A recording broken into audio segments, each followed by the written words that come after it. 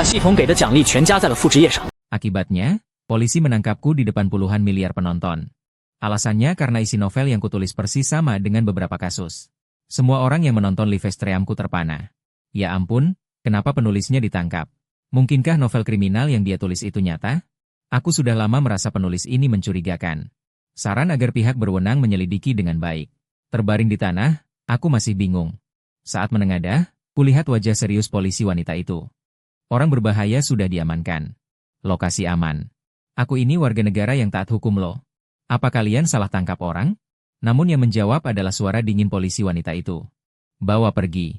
Pemandangan penulis novel yang langsung dibawa pergi membuat komentar di Livestream meledak. Wah, penulisnya langsung ditangkap gitu aja? Bisa gitu? Apa yang ditulis penulis itu bukan novel, melainkan catatan kriminalnya sendiri. Aku duduk di ruang interogasi dengan wajah putus asa. Polisi wanita Lin Yao meletakkan cetakan novel di meja interogasi. Novel berjudul, Hujan Malam, ini kau yang tulis, kan? Melihat aku mengangguk, dia melanjutkan. Akuilah dengan jujur. Bagaimana caramu bekerja sama dengan orang lain untuk membunuh korban? Aku tertegun, pikiranku kosong. Bukan, aku hanya penulis novel. Urusan yang bisa bikin aku kehilangan kepala, aku tidak berani lakukan. Saat itu aku punya firasat buruk. Benar saja, kalimatnya berikutnya langsung membuat rahangku jatuh. Ada 2 kasus dalam novel yang kau terbitkan. Isi yang digambarkan hampir persis sama dengan detail kasus yang kami ketahui. Hampir serupa. Mendengar itu, aku gemetar seperti ayam. Tapi di mataku lebih banyak kebingungan. Lin Yao mengerutkan kening. Pandangannya padaku tidak bisa tidak mencurigakan. Dia telah membandingkan 2 kasus dengan isi novel. Di samping jenazah korban ada bunga merah kecil yang dilukis dengan darah mereka. Tempat kejadian perkara sama persis dengan yang digambarkan dalam novel. Jelas sangat mencurigakan. Lin Yao sedikit meredakan amarahnya dan berbicara lagi.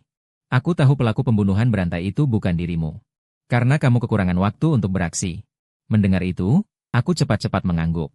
Benar, aku tidak bersalah. Namun dingin di wajahnya tidak berkurang sedikit pun.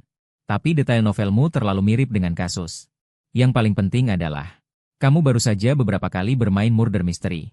Isinya ternyata semuanya tentang kasus pembunuhan. Katakanlah, dia bertanya padaku dengan serius lagi. Bagaimana kamu menjelaskan semua ini? Kami punya alasan untuk curiga. Kamu sendiri yang mensimulasikan kemungkinan kasus tersebut. Lalu menghasut orang lain untuk mempraktikkan cara pembunuhan dalam novelmu. Wajahku terlihat terkejut. Tapi di dalam pikiranku, aku mulai memaki sistemku sendiri. Novel ini berasal dari sesuatu yang disebut sistem keterampilan tak terbatas. Yang menyediakan konten. Beberapa waktu lalu, setelah aku bangun sistem, aku mendapatkan keterampilan investigasi kasus pembunuhan level ahli. Hanya dengan berlatih untuk meningkatkan keahlian keterampilan. Dengan begitu sistem bisa membuka bab selanjutnya dari novel. Jadi beberapa waktu lalu aku mulai sering bermain murder mystery. Tujuannya untuk meningkatkan keahlian, agar bisa merilis konten novel. Siapa sangka konten novel ini bisa bertabrakan dengan kasus nyata. Ini benar-benar membuatku tidak bisa berkata-kata. Demi tidak dijadikan kambing hitam, aku tetap membela diri. Percayalah padaku. Ini benar-benar hanya kebetulan.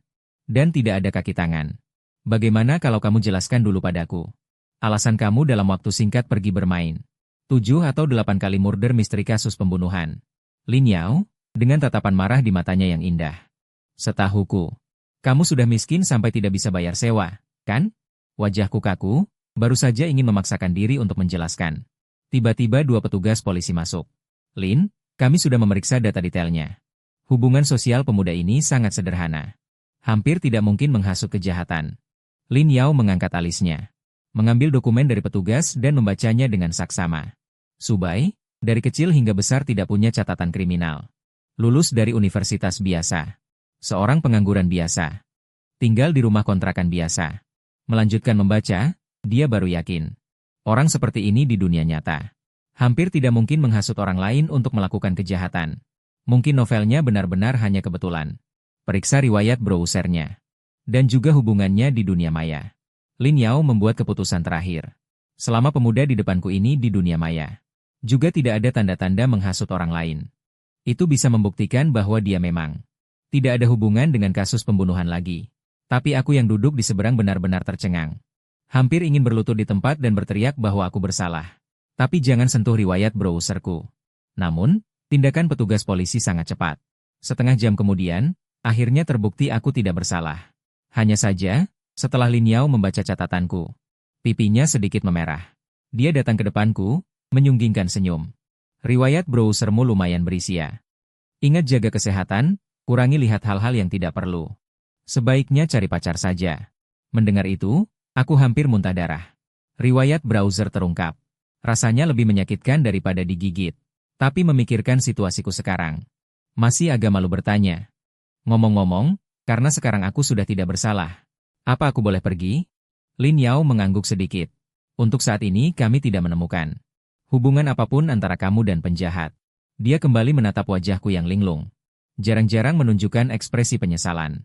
Maaf atas kejadian sebelumnya. Sungguh, isi novelmu hampir identik dengan kasus pembunuhan itu. Membuat kami harus menjadikanmu tersangka utama. Setelah berkata, dia mengeluarkan sebuah dokumen dan menyerahkannya kepadaku. Daftarkan saja dulu sebagai kasus. Jika ada situasi, kami masih perlu menghubungimu. Setelah menyelesaikan semuanya, aku baru bersiap pergi. Lalu kudengar Lin Yao memanggilku lagi. Aku harap kamu bisa tinggal sementara untuk bekerja sama. Kami menyelidiki kasus pembunuhan berantai itu. Tentu saja ini tidak wajib. Ramalan cuaca malam ini juga merupakan ramalan pelaku yang bebas dari hukum. Sangat mungkin akan terjadi kasus ketiga. Aku langsung mengangkat alis, sedikit tertarik. Saat ini, keterampilan penyelidikan kasus pembunuhanku masih kurang 195 poin keahlian. Untuk mencapai persyaratan sistem membuka keterampilan berikutnya. Sekarang aku sudah tidak punya uang untuk bermain skenario pembunuhan lagi. Dan membantu memecahkan kasus pembunuhan berantai ini. Pasti merupakan kesempatan bagus untuk menambah keahlian. Kalau aku bekerja sama, apa ada bayaran? Lin Yao langsung menunjukkan sedikit senyuman tipis. Selama kamu bisa memberikan petunjuk yang berguna, maka bisa mendapatkan bonus yang sesuai. Pikiran saya langsung menjadi aktif.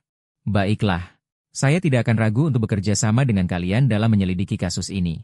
Sore harinya, saya menemani Lin Yao datang ke tempat kejadian perkara pembunuhan pertama. Ini adalah sebuah kamar kos perempuan. Selain jenazah yang telah dibawa pergi, semua yang lain masih seperti saat kejadian. Korban adalah seorang mahasiswi berusia 22 tahun. Pada tengah malam tanggal 13, dia diikuti oleh pelaku. Lin Yao dengan ekspresi datar menceritakan kronologi kasus. Namun di alis matanya ada kemarahan yang tak tertahankan. Saat masuk, pandangan pertama saya juga melihat di lantai. Ada gambar bunga yang digambar sebelumnya. Ternyata sama seperti isi novel.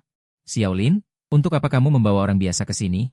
Apa bantuan yang bisa diberikan anak ini?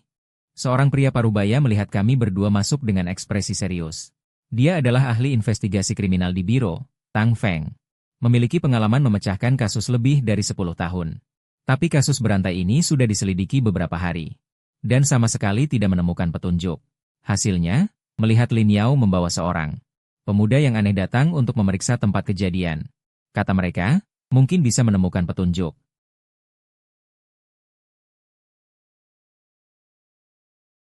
Novel itu juga hanya nada peringatan. Aku hanya tidak ingin melewatkan satupun kemungkinan. Dia menulis novel dengan sangat baik. Mungkin saja dia benar-benar bisa memberi kita kejutan. Namun Tang Feng mendengarnya dan menunjukkan ekspresi meremehkan. Novel tetaplah novel.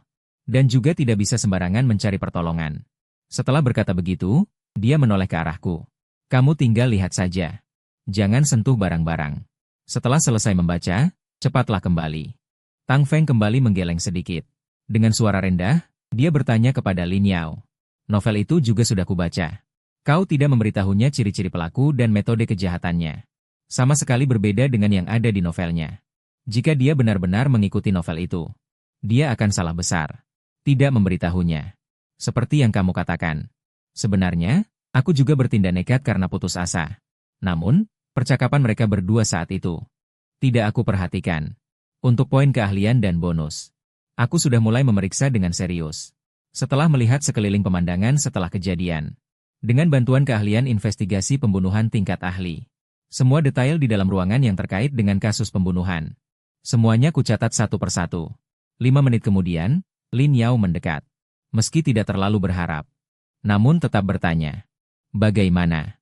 Ada pikiran apa? Kulihat kali ini aku tiba-tiba menutup mata. Bergumam. Pelaku saat itu sepertinya mengikuti korban. Masuk ke dalam kamar. Berdiri di sini. Sambil berkata aku membuka mata. Perlahan berjalan ke pintu kamar. Dengan dukungan keterampilan sistem, aku telah memahami isi ruangan ini. Hal-hal yang pernah terjadi. Di wajah yang semula tenang. Tiba-tiba seolah membawa emosi si pembunuh saat itu. Memperlihatkan ekspresi galak. Setelah korban melihat pembunuh. Ingin berteriak tetapi mulutnya ditutup oleh lawan. Kemudian mereka berdua bergulat di pintu. Menyebabkan lemari sepatu di pintu roboh. Aku berjalan sendiri di dalam kamar. Mendeduksi seluruh proses terjadinya pembunuhan tersebut. Menggambarkan jalannya kasus. Seolah-olah saat itu dia melihatnya sendiri di tempat kejadian. Sangat nyata dan detail. Yang penting, banyak deskripsi di dalamnya. Sama persis dengan situasi yang dikonfirmasi polisi. Para petugas polisi yang hadir tercengang. Beberapa kebenaran yang tidak mereka pahami. Semuanya dengan mudah dideduksi dan dijelaskan oleh pemuda itu. Pada akhirnya, si pembunuh seperti menikmati karya seninya sendiri. Menggambar sekuntum bunga merah dengan darah korban. Aku diam-diam membuka mata. Seluruh deskripsi dan deduksi kasus hanya butuh 10 menit. Kau, bocah. Apakah kau ada di tempat kejadian saat itu? Tang Feng berkata dengan terkejut. Begitu mendengar ini, aku langsung tersedak. Ini adalah deduksi. Ini adalah bakat penyelidikan kasus pembunuhan. Bakat, paham? Lin Yao juga tercengang. Dia hanya panik dan mencari pertolongan secara sembarangan. Berharap lawan bicara bisa memberikan sedikit petunjuk. Tapi ternyata, wah, bocah ini langsung mereproduksi ulang kejadian kejahatan itu. Dan dia hanya melihat petunjuk dan bukti di TKP sekali. Kemampuan ini terlalu kuat, keterlaluan. Kemudian aku menambahkan beberapa kesimpulan. Aku menilai pelaku sangat akrab dengan tempat ini. Bahkan tahu bahwa rumah ini memiliki kedap suara yang baik. Jadi berani bertindak di dalam kamar. Pelaku ini kemungkinan pernah melalui beberapa saluran. Mengetahui tentang rumah ini. Atau bahkan pernah tinggal di sini. Sekali lagi serangkaian penalaran. Petugas polisi di samping tidak berani lagi melamun. Segera mencatat semua perkataan itu. Baik, situasi di sini seperti ini. Ajak aku lihat TKP kedua. Lin Yao dan yang lain tersadar. Saling bertukar pandang. Semua melihat keterkejutan dan kegembiraan di mata satu sama lain. Bocah ini benar-benar terlalu hebat. Segera aku juga menganalisis situasi TKP kedua. Juga mendeduksinya sekali. Semua yang hadir tidak berani lengah. Sambil mendengar sambil mencatat. Jadi aku merasa pelaku ini pasti membaca novelku. Inilah sebabnya isi novel dan detail kasus mirip. Setelah semuanya selesai, aku mengemukakan dugaanku. Dan juga punya penilaian tentang kepribadian pelaku. Orang sinting seperti ini pasti akan terus mengikuti novelku. Terus memuaskan nafsu sintingnya. Dia tidak bisa berhenti. Setelah mengatakan itu, aku ke samping. Mengulurkan tangan ke arah petugas polisi yang sedikit melamun. Berikan aku laptop. Aku akan mengunggah dulu bagian kunci pembunuhan. Bagian kunci pembunuhan selanjutnya. Semua yang hadir saling pandang. Melihat penjahat masih akan beraksi sesuai novel. Malah mau menerbitkan novel. Ini seperti memberi senjata pada pelaku. Novelmu ini sebaiknya jangan terbit dulu. Petugas polisi di samping tidak tahan dan berkata. Tapi saat seperti ini, seharusnya kemungkinan terjadinya kejahatan bisa dicegah. Tapi aku menggelengkan kepala dan berkata bahwa orang ini bukanlah melakukan kejahatan karena novel. Melainkan karena hasrat menyimpangnya. Jadi meskipun tanpa novel, dia tetap akan bertindak. Dan bahkan lebih tidak bisa ditebak. Tapi jika aku menerbitkan bab ketiga, aku bisa memberinya batasan. Membatasi ruang lingkup dan waktu tempat dia beraksi. Memasuki mode penyelidikan kasus kejahatan. Aku menjadi sangat tenang hingga menakutkan. Seolah-olah berubah menjadi orang lain. Bahkan Tang Feng yang ada di samping pun terpengaruh oleh aura ini. Aku juga setuju untuk menerbitkan novel itu. Nanti kita pantau dengan ketat lokasi-lokasi yang memungkinkan. Mungkin dalam waktu sebulan akan ada hasil. Tang Feng pun maju dan memutuskan. Mendukung pemuda di depannya. Orang lain melihat itu tidak lagi menghalangi. Setelah mendapatkan komputer, aku melengkapi bab ketiga yang sebelumnya belum selesai. Dan mengunggahnya ke internet. Selesai. Aku rasa tidak perlu menunggu sebulan. Malam ini adalah malam hujan. Pembunuh itu pasti akan bertindak. Dan jangkauannya seharusnya juga berada di area di samping tempat kejahatan sebelumnya. Sambil berkata, aku mengambil peta. Dan menandai perkiraan area. Aku sarankan kalian bersiap. Malam ini juga lakukan aksi. Di dalam area ini, jebak pembunuhnya. Tang Feng dan yang lain setengah percaya setengah ragu. Bagaimanapun, baru beberapa hari sejak kejadian terakhir. Novel baru saja diterbitkan sore ini. Apakah pembunuh akan beraksi malam nanti? Benar-benar tidak bisa dipastikan. Menghadapi keraguan, aku tetap penuh percaya diri. Alasannya sederhana. Selain karena karakter pembunuh itu sendiri. Juga karena selain dia sangat tidak profesional, dia juga memiliki sedikit gangguan obsesif. Saat kejahatan kedua, dia hampir ketahuan. Tapi dia tetap nekat mengambil risiko. Mengikuti alur novel dalam penanganannya. Penjahat yang tidak profesional. Dan memiliki penyakit mental seperti ini. Tidak sabar. Beberapa anggota tim masih ingin mengajukan beberapa pertanyaan. Tetapi ditahan oleh Tang Feng. Pemecahan kasus pembunuhan tidak bisa ditunda. Setiap kemungkinan harus dipertimbangkan. Setelah berdiskusi berkali-kali, mereka bersiap di area yang ditandai untuk melakukan penjagaan di sekitarnya. Namun, masalah lain muncul di depan mata, yaitu siapa yang akan menjadi umpan? Tidak mungkin membiarkan warga tak bersalah terlibat dalam risiko, kan? Tiba-tiba Lin Yao yang di samping berbicara dengan suara pelan. Menurut kalian, apakah aku cocok? Saat itulah aku benar-benar mengamati dari atas ke bawah. Poluan cantik ini. Harus diakui, baik dari segi tubuh maupun wajah. Lin Yao sangat menonjol. Ditambah lagi sebagai kepala regu administrasi.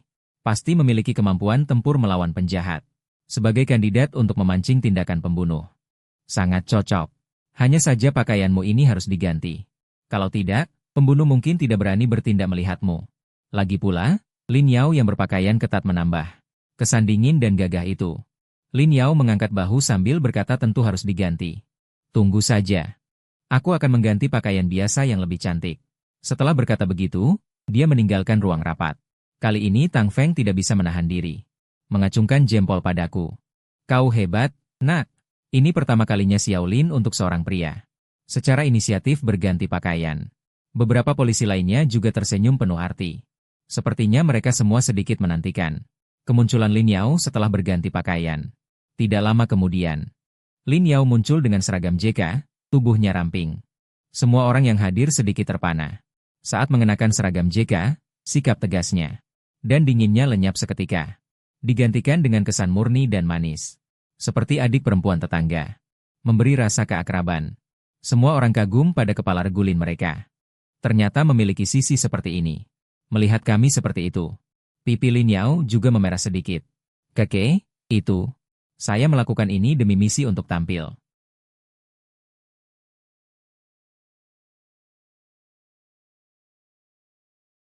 Maka semua orang bersiap-siap. Waktu dengan cepat berlalu hingga malam hari. Seperti yang diberitakan oleh ramalan cuaca. Menjelang sore, beberapa petir menyambar, lalu tetesan hujan deras turun. Itu membuka tabir dimulainya operasi penangkapan. Lin Yao, yang mengenakan seragam JK, memegang payung merah muda.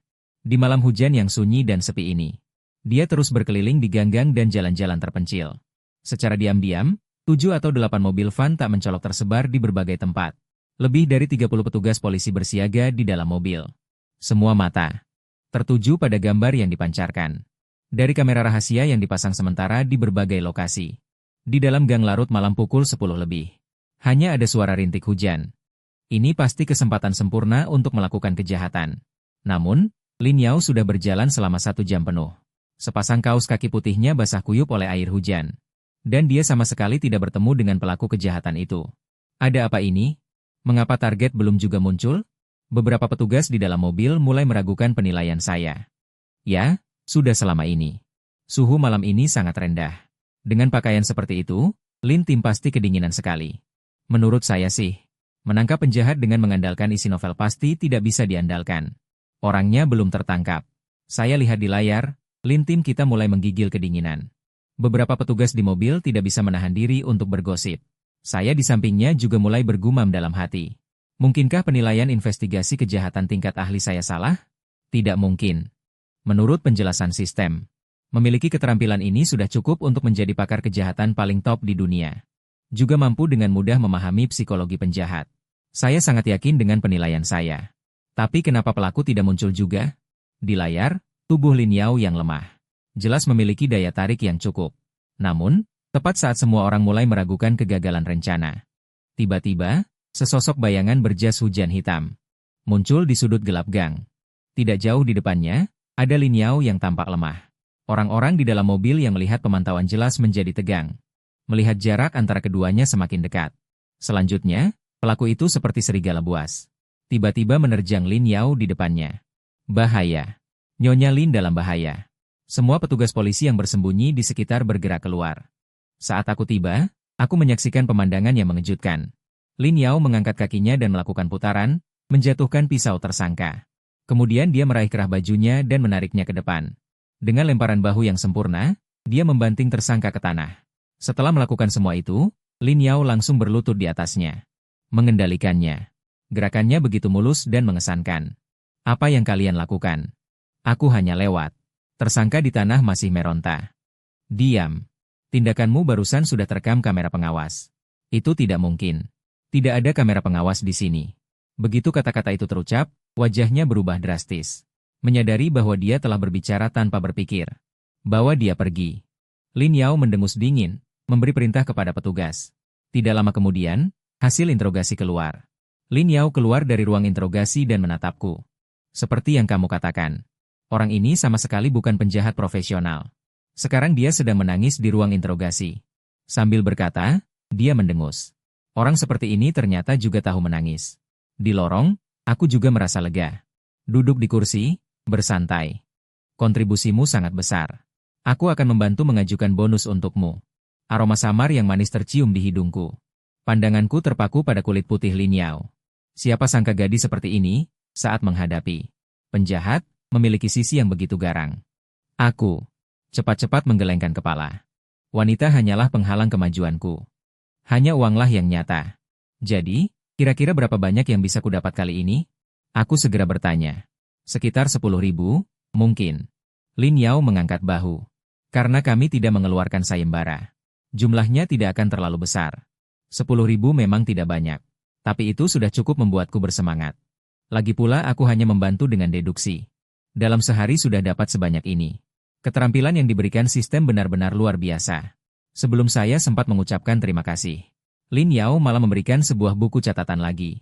Kamu buat laporan dulu lagi saja. Tulis informasi detailmu dengan jelas. Kedepannya kami mungkin masih butuh kerja samamu. Kenapa harus ada laporan lagi? Batinku mengomel sengit. Padahal aku warga negara teladan. Ini sudah diperlakukan seperti penjahat berbahaya. Dia seolah membaca pikiranku, tersenyum tipis. Jangan salah sangka. Laporan kali ini semata-mata hanya karena kemampuanmu yang luar biasa. Jika memungkinkan, aku berharap kamu bisa menjadi ahli administrasi lepas di kepolisian kami. Tentu saja harus melalui beberapa ujian. Tawaran ini membuat alisku terangkat. Ini berarti mereka mengakui kemampuanku. Bisa bekerja di instansi pemerintah juga terdengar bagus. Namun aku segera menolaknya.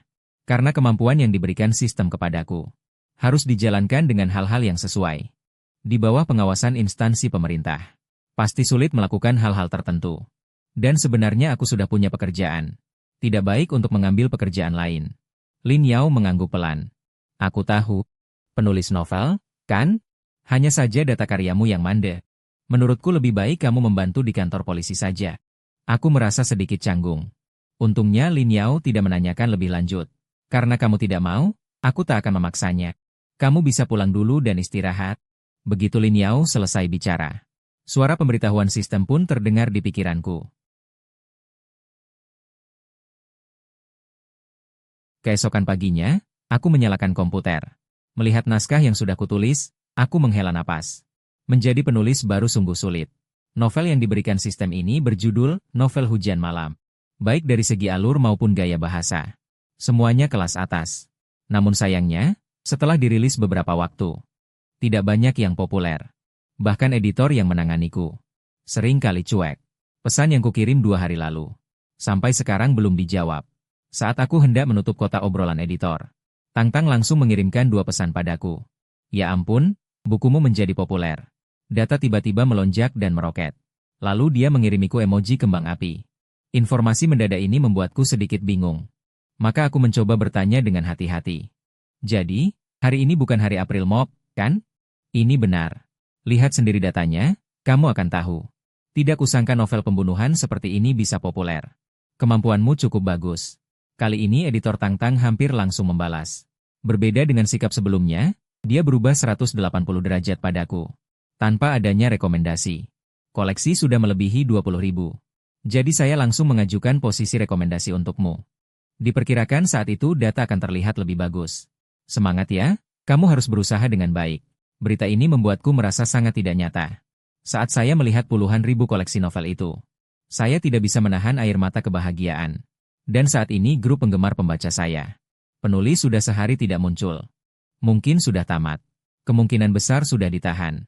Puluhan polisi khusus. Langsung mereka menjatuhkannya. Sekarang mungkin dia sedang menyanyikan air mata penjara di dalam. Tidak mungkin. Kemarin bukankah dia sudah memperbarui bab ketiga? 50.000 karakter? Loh. Pembaruan otomatis mungkin saja. Mungkin semua draft tersimpan dirilis sekaligus. Sama seperti satu bab. Sekarang mungkin sudah dihukum. Aku melihat chat yang jumlahnya ribuan. Rahangku hampir copot karena kaget. Aku cuma sehari tidak membuka laptop. Di mulut para penggemar, aku sudah dihukum. Sungguh aneh di luar nalar. Melihat itu, aku langsung mengetik cepat di keyboard. Aku tidak apa-apa. Aku cuma bertamu ke kantor polisi. Grup langsung hening seperti kuburan. Tak lama kemudian, tanda tanya bertubi-tubi muncul. Masa sih? Penulis, kamu hidup lagi? Bukankah penulis sudah masuk bui? Ini pasti kabur dari penjara. Penulis, cepat kembali. Bulan bertemu dengan Ciai yang paling dinanti. Novelnya sudah selesai kubaca. Kawan, tulisanmu sebagus ini, jangan-jangan autobiografi, kan? Komentar yang meledak membuatku terdiam seketika. Para penggemar ini sepertinya ingin dirinya sendiri dihukum, ya? Padahal aku jelas-jelas warga negara yang baik. Aku jelaskan secara online. Aku benar-benar tidak apa-apa. Cuma diminta untuk dimintai keterangan saja. Masa aku percaya? Orang baik mana yang dipanggil untuk dimintai keterangan dengan belasan polisi bersenjata lengkap? Penulis, kamu belum tahu, ya? Video penangkapanmu saat live streaming sudah viral di Douyin. Melihat banyak yang tidak percaya di grup, aku hanya pusing. Dan akhirnya tahu bagaimana novelku bisa populer. Setelah menutup layar obrolan, aku langsung membuka live streaming untuk membuktikan diri tidak bersalah. Biasanya hanya belasan penonton. Seketika ribuan penonton masuk. Satu persatu mulai membanjiri layar. Oh, benar-benar di rumah aja? Kemarin aku lihat akun marketing bilang, penulis dijatuhi hukuman seumur hidup. Latar belakang penulis ini mau terbang ke langit? Bisa keluar juga? Melihat komentar-komentar itu, aku tambah pusing. Merasa perlu membuktikan kepribadianku. Semua tenang. Aku pasti warga negara yang taat hukum. Masuk kali ini murni kecelakaan. Kedepannya pasti tidak akan masuk kantor polisi. Berkomunikasi dengan netizen dan penggemar. Sekarang kemampuanku sudah terbuka. Saat kulihat nama kemampuannya, aku kembali terdiam. Ilmu anatomi level maksimal. Ya, kemampuan baru ini cukup keren. Sangat andal. Butuh waktu lama sebelum akhirnya tenang dengan pasrah. Baiklah, lebih baik daripada tidak sama sekali. Lagi pula, novel yang diberikan sistem sudah cukup populer.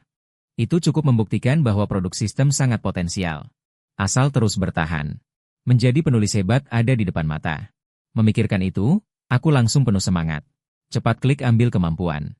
Seketika, pengetahuan tentang anatomi yang tak terhitung.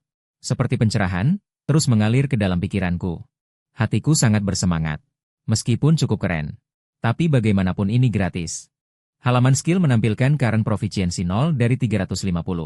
Proficiency mencapai 50 poin akan membuka novel terkait. Proficiency mencapai 350 poin akan membuka skill acak baru. Dan ternyata masih perlu mendapatkan keahlian untuk membuka. Keterampilan investigasi sebelumnya bisa melalui bermain skenario. Mengasah keahlian. Tapi anatomi ini seharusnya aku bisa mengasah. Masa aku harus menipu beberapa teman untuk berlatih? Ini tidak bisa sembarangan dilatih.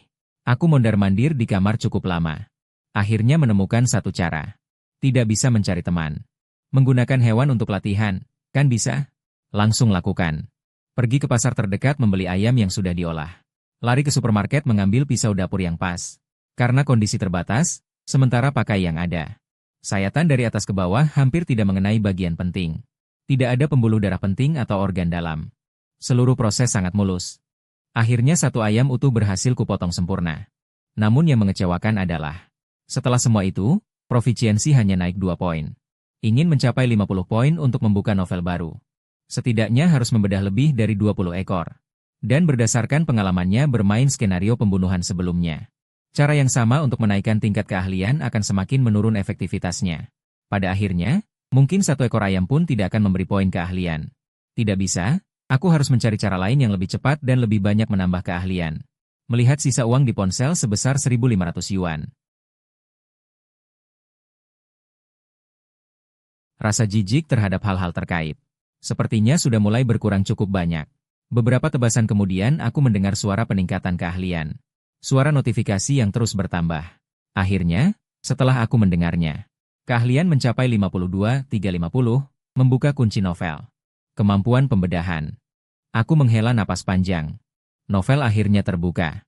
Pergi ke kamar mandi kecil. Mencuci noda darah di tanganku, aku tak bisa tidak bergumam. Uang ini tidak sia-sia. Seekor domba ternyata menambah 50 poin keahlian. Lalu bagaimana dengan satu orang? Memikirkan itu, punggungku terasa dingin. Ini terlalu keterlaluan.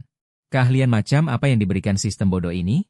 Setelah membereskan sedikit, domba yang sudah selesai dibedah, dan otot-ototnya diletakkan di kamar mandi dulu. Siap untuk diolah nanti. Baru duduk dan menyalakan komputer. Melalui sistem, bagian konten yang sudah terbuka diimpor ke komputer. Saya pun membacanya dengan serius.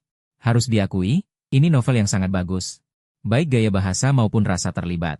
Semuanya standar kelas atas. Hanya isinya.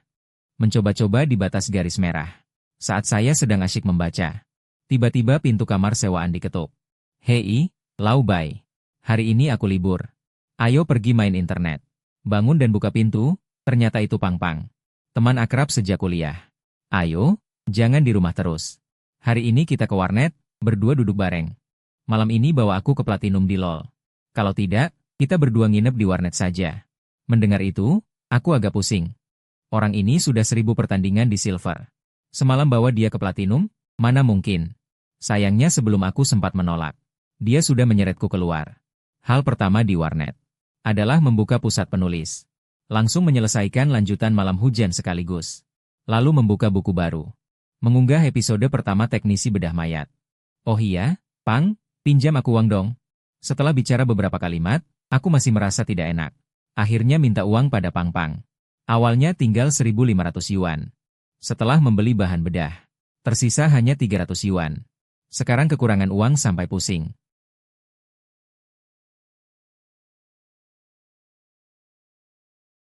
Hei, Lau Bai, kamu tinggal bilang saja. Bukan masalah besar. Ding, setengah ton uang masuk 2.000 yuan. Pang Pang adalah anak orang kaya. Aset perusahaan Modu katanya puluhan juta. Uang sebanyak itu memang tidak berarti baginya. Selanjutnya aku pun mengeluarkan sedikit kemampuan. Memulai mode hancur habisan. Membuat Pang Pang terharu sampai menangis. Terus-terusan memanggil kakak hebat. Jam 1 malam, baru selesai satu pertandingan game. Melihat bilah notifikasi muncul pesan. Setelah diperiksa, ternyata dari polisi cantik Lin Yao. Saya sudah selesai membaca novel Malam Hujan ini. Penulisannya sangat bagus, penulis Su yang hebat. Gaya penulisannya luar biasa. Ini adalah novel terbaik dari semua novel yang pernah saya baca. Saya beri jempol untuk Anda. 3 pesan berturut-turut membuat saya tersenyum senang. Wow, polisi cantik ini belum tidur juga. Dan ternyata dia juga penggemar novel saya. Tapi saya juga menjawab tanpa rendah hati. Tentu saja, novel baru saya juga sudah mulai. Nanti setelah disetujui, akan bisa diterbitkan. Nantinya jangan lupa dukung ya. Baik, saya akan membacanya secepatnya. Di sebuah villa. Setelah membalas pesan, Lin Yao masih merasa kurang puas. Dia menghabiskan sepanjang hari. Baru selesai membaca seluruh novel. Saat itu matanya yang indah berbinar-binar. Mengingat kembali isi novel yang sangat menakjubkan. Anak ini ternyata punya bakat juga. Di warnet, si gendut melihat saya sedang mengobrol. Langsung menggoda. Ada Tuan Su yang tampan, tengah malam ini ngobrol dengan siapa? Atau jangan-jangan Pak Bai akhirnya tidak tahan miskin? Mendapatkan seorang wanita kaya. Mendengar itu, aku menunjukkan ekspresi meremehkan. Tentu saja ayah ini sedang mengobrol dengan poluan cantik itu. Namun kata-kata yang jujur ini hanya mendapat ejekan kejam dari si gendut. Kamu? Poluan katamu? Jangan bikin ketawa. Ayo lanjut, kita main game lagi. Aku menghabiskan satu malam hanya untuk membawa si gendut ke Platinum. Si gendut sangat senang sampai berteriak nyaman. Dia bahkan dengan murah hati membayarku untuk menginap di hotel mewah selama setengah hari. Sampai siang, aku pulang dengan nyaman. Ternyata pas buka pintu, langsung tercium bau busuk. Wah, barang apa yang busuk? Aku menepuk kepala, baru ingat kemarin tidak sempat mengolah daging ayam dan domba. Sekarang sudah hampir bulan Juni. Suhu di atas 30 derajat. Daging segar seperti ini setelah 20 jam pasti sudah busuk. Ruangan penuh dengan bau tidak sedap. Saat itu aku semakin mendambakan uang. Kalau punya rumah sendiri. Bahkan punya kulkas pun, setidaknya tidak akan cepat busuk. Sial, Lebih dari Rp1.000 ini sia-sia. Tapi yang lebih penting sekarang adalah bagaimana cara menangani daging busuk ini.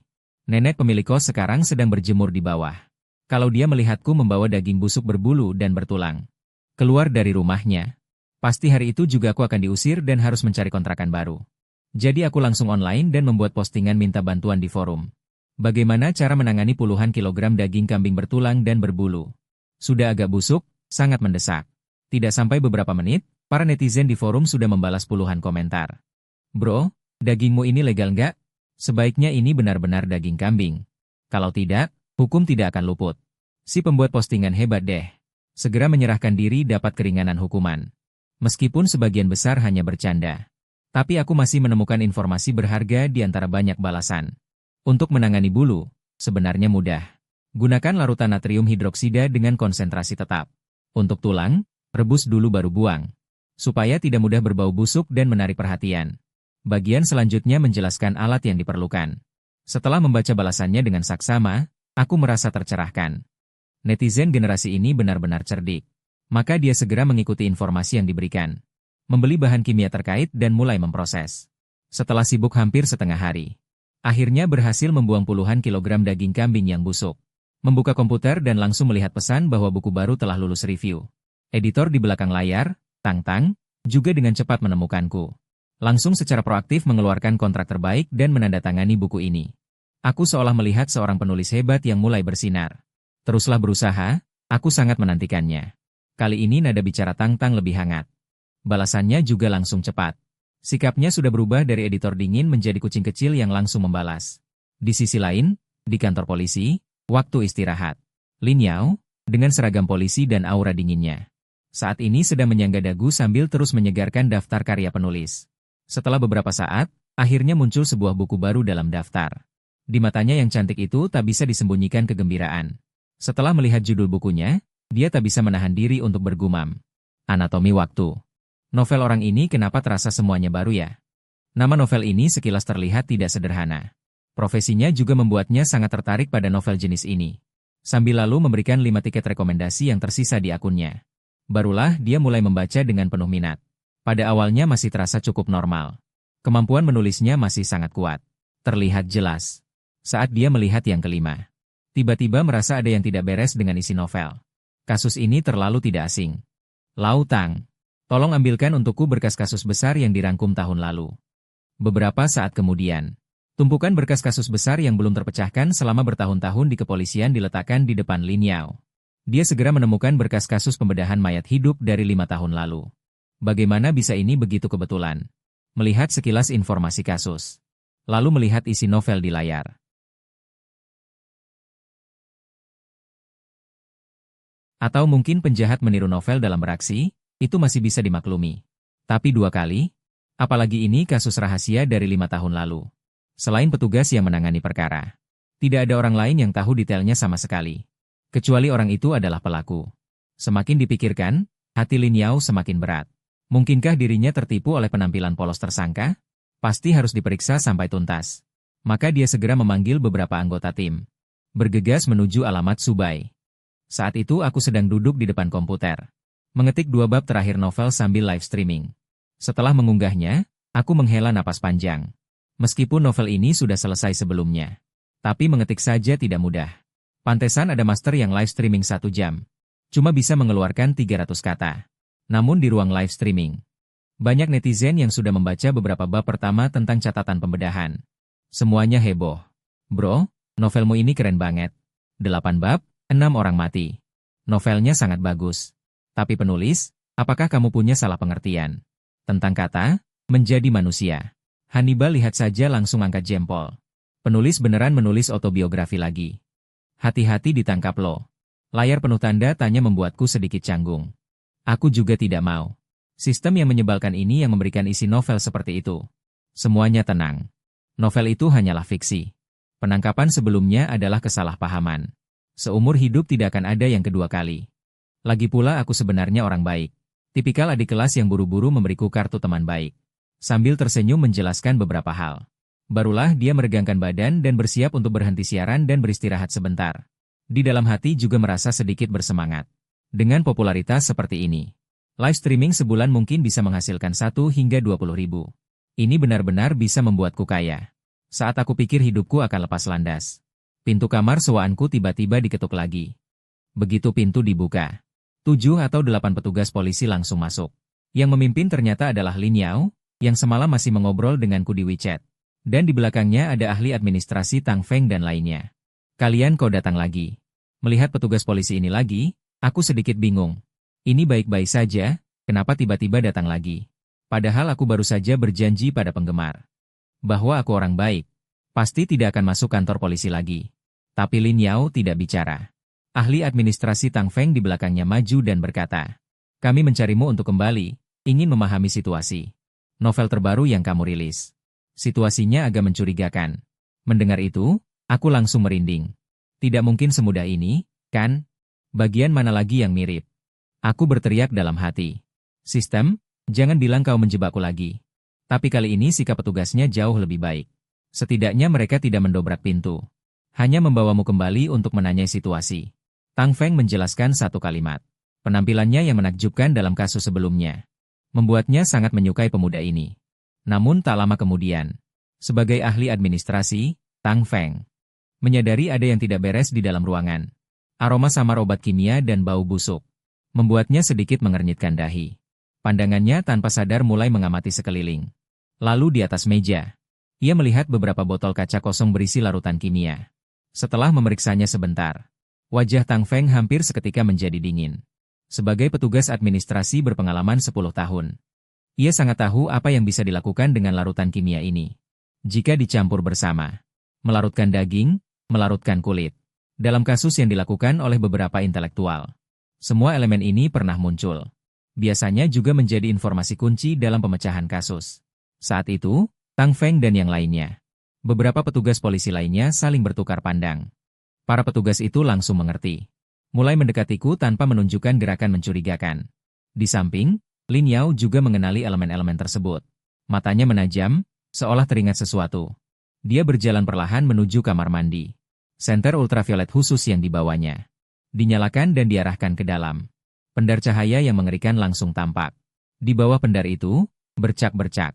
Darah hampir memenuhi seluruh kamar mandi. Secara keseluruhan, jelas ada bekas pencucian. Hal ini membuat Lin Yao langsung teringat kasus pembedahan hidup-hidup yang belum terpecahkan. Seketika itu juga, punggungnya terasa dingin. Dia tahu, hanya pelaku dan penyidik yang mengetahui detail kasus tersebut. Di meja rumahnya, banyak bahan kimia. Dan banyak darah di kamar mandi. Semua petunjuk menunjukkan ini bukan lagi kebetulan. Di dalam ruangan, Tang Feng terus mengalihkan perhatianku. "Subai, bisakah kamu memberitahuku? Untuk apa kamu membeli barang-barang ini?" Dia mengambil sebotol bahan kimia, pura-pura penasaran. Saat itu, aku belum menyadari bahwa aku kembali menjadi tersangka. Melihat botol bahan kimia itu, aku spontan berkata, "Untuk menangani sesuatu yang sulit diolah." Setelah berkata, aku merasa ada yang salah. Buru-buru ingin menjelaskan. "Itu, maksudku, misalnya. Kamu ingin mengatakan, misalnya mayat manusia?" Lin Yao keluar dari kamar mandi. Wajah cantiknya kembali menunjukkan hawa dingin. Mendengar kata itu, mulutku terbuka. Aku tertegun. Dalam hati berpikir, bagaimana polisi cantik ini bisa terpikir hal yang begitu mengerikan? Sadar, aku segera menggelengkan tangan. Bukan begitu. Itu bahan yang aku pakai untuk latihan bedah kemarin. Hari ini rusak. Aku membeli sedikit bahan kimia, berpikir untuk melarutkannya. Namun, sebelum sempat melanjutkan penjelasanku, petugas polisi yang diam-diam mendekatiku. Dia sudah melompat maju dengan satu langkah. Dengan bunyi gedebuk, aku kembali dibanting ke lantai. Aduh, kenapa penulis ini ditangkap lagi? 4 hari masuk kantor polisi 2 kali. Penulis hebat banget. Katanya sudah pasti tidak akan ditangkap lagi. Kenapa baru selesai bicara malah masuk lagi? Sekali lagi datang ke ruang interogasi, aku berkeringat deras. Polwan Lin Yao menatapku dengan tatapan rumit. Sepertinya aku masih belum terlalu mengenalmu. Nada dinginnya membuatku gelisah. Saat kami berdua terjebak dalam suasana aneh, Tang Feng membawa laporan pemeriksaan. Masuk dengan ekspresi aneh. Laporannya sudah keluar. Sampel biologis yang terdeteksi di rumah tersangka. 80% komponen daging kambing dan 20% komponen daging ayam. Sisanya tidak terdeteksi komponen manusia. Mendengar itu aku sangat gembira. Benar, itu daging kambing dan ayam. Aku bilang kan aku tidak bersalah. Lin Yao mendengar hasil pemeriksaan, di wajahnya tak bisa tidak menunjukkan keterkejutan. Benar-benar hanya daging kambing. Otaknya seolah sulit merespons. Kenapa lagi-lagi kesalahpahaman? Menoleh ke arahku, lega. Sekaligus penuh keanehan. Daging kambing, kenapa kamu membuatnya begitu misterius? Bahkan menggunakan zat kimia. Apa kamu punya dendam dengan kambing itu? Setelah kesalahpahaman teratasi, suasana di ruang interogasi menjadi lebih santai. Setelah mendengarkan penjelasanku dengan serius, Lin Yao baru dengan enggan menerima jawabanku. Jadi maksudmu kamu sendiri untuk berlatih membedah. Membeli seekor ayam dan seekor kambing untuk berlatih di rumah. Lalu setelah dagingnya busuk kamu membeli bahan kimia untuk melarutkannya. Benar sekali. Aku langsung mengangguk. Petugas di sampingku mendengar lalu menunduk dan mulai mencatat dengan cepat. Aku percaya kata-katamu untuk sementara. Tapi selain hal ini, isi novel barumu yang baru kamu rilis. Dan beberapa detail dalam kasus pembedahan hidup 5 tahun lalu. Hampir semuanya sama. Bagaimana kamu menjelaskan yang ini? Ini adalah pertanyaan yang sudah dia siapkan untuk ditanyakan saat pertama kali datang. Namun, secara tidak sengaja, dia menghadapi kejadian pembubaran biologis. Setelah mendengar ini, saya akhirnya mengerti. Apa yang sebenarnya terjadi dengan musibah yang menimpaku sendiri ini? Sistem, di mana hati nuranimu? Kau menjebakku lagi, ya kan? Aku akhirnya menyadari. Novel yang dihasilkan sistem tampaknya sebagian cocok dengan kenyataan. Entah itu sesuai dengan yang sedang terjadi, atau kasus pembunuhan di masa lalu. Novel dari sistem yang menyebalkan ini, meskipun membuatku melihat kemungkinan menjadi penulis hebat dan meraih popularitas, namun juga membuatku celaka.